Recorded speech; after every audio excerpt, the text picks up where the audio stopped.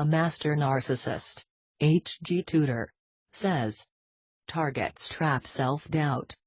In the beginning you are resourceful, confident and independent. Those attributes are there with no need for brazen displays, but rather they exist in an understated and quiet manner. Then we arrive. The imposition of our manipulations is designed to bring life to these 7 sins in order to leave you susceptible to our further machinations and control.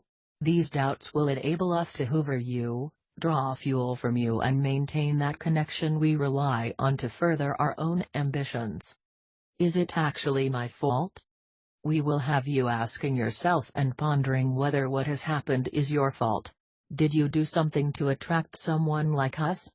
Did you miss some sign which you ought to have seen, and therefore it is your own failing which has caused you to be exposed to our control and abuse? We will have you analyze your behaviors as you become burdened with guilt. We are the experts in shifting the blame, and through the repeated application of denial, deflection and projection, we will avoid any and all culpability for our actions, leaving them to impact on you. It must be your fault if we are so adamant that it is not our fault. The conviction by which we pin the blame on you will have you questioning yourself. It is natural for you to always reflect on your own behavior. That is central to who you are, and we know this. Add to this our incessant blame shifting, and this steady drip of the accumulation of blame will eventually take its toll, and you will start to accept the blame and regard yourself at fault. Did I love him enough?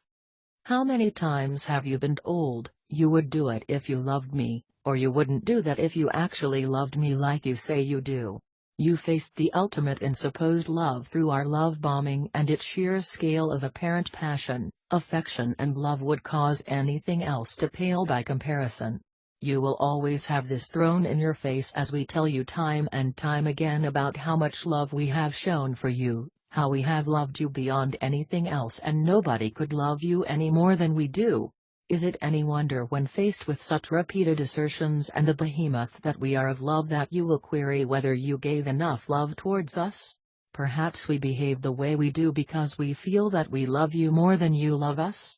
We will certainly tell you that, and because you are such a devotee of love you will feel obligated to try to match what you have received. You cannot do so because the love we exhibit is smoke and mirrors, easy to conjure up, easy to say, and what you understand as love takes more effort, but this will not stop you always wondering whether you do enough and whether a little more love might just be the solution that is needed to make everything perfect again. Thus, we keep you hanging on and trying all the harder.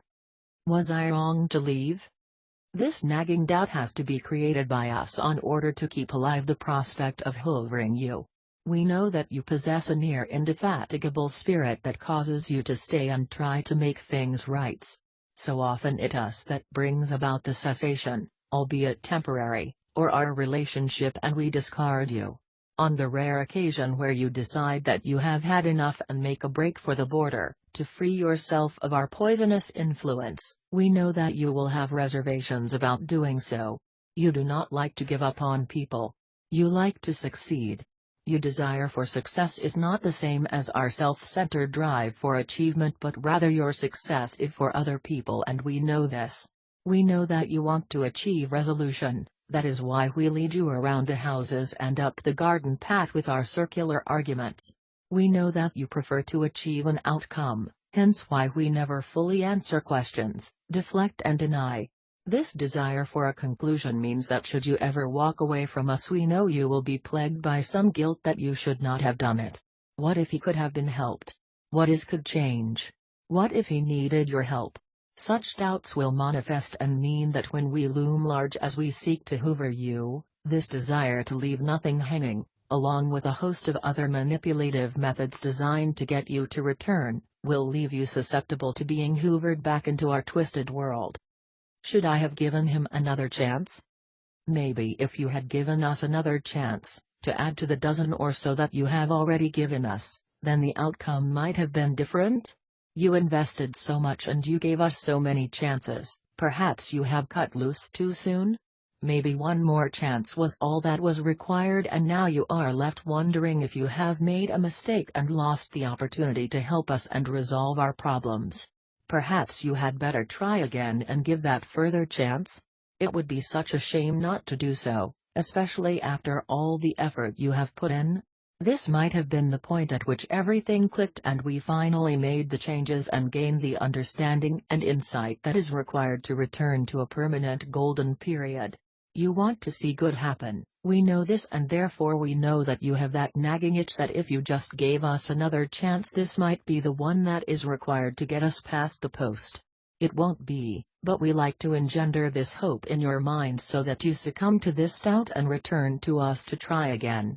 And again. And again. What if someone else makes him happy? Have I been too hasty in making my escape? What if he finds someone else and she makes him happy? It shows it can be done and I let him go, and now someone else is going to get the benefit of that wonderful golden period and she might get it all the time. Why should she get this when you have endured both the black with the golden? You are entitled to receive the golden period again, surely. Perhaps it was something you had done and now she knows what to avoid because he will tell her what you did in the relationship and she will avoid making your mistake and reap the reward. How is that fair? Why should she benefit from the pain you have endured? It is your golden period and you want it back because it felt so wonderful. In fact, having checked his Facebook page for the 6th time today, there seems to be a lot of mutual liking of one another's posts between him and some new lady, whoever she is. What's going on there? Has he found someone new already? Could she be the one? You had better act and do so quickly to avoid someone else getting the golden period for good. Why not ring him and arrange to meet up? Head her off at the pass? Yes. We instill such doubts in your mind in order to have you come back to us once more. Maybe I didn't help him as much as I could have. There was something clearly wrong with him, but maybe he could not help doing all those things. Perhaps something terrible once happened to him and this is why he behaves in such an abhorrent manner? Surely you should show some compassion and understanding in order to help him be free of whatever demons that plague him. After all, are you not a kind and considerate person? This is what you do, isn't it? Help people. You should not run out on him now. He needs you and you are the only one who can save him. Just be understanding, help him, give him what he needs, and then together you can overcome whatever it is that has taken hold of him. You have seen him bleed, he is human just like you and it is help that he needs, not condemnation. Yes. What he did to you was terrible, but what if that could not be helped? What if he was trying to ask for your help and did not know how to ask for it? Now you have walked away from him, right when it is his hour of need. That's not very empathic, is it? That isn't who you are. You are kind and caring, a healer. Go back and apologize and help him. Submit to his demands and help him walk through his personal hell. Surely it is the least you can do, yes? Did I deserve it?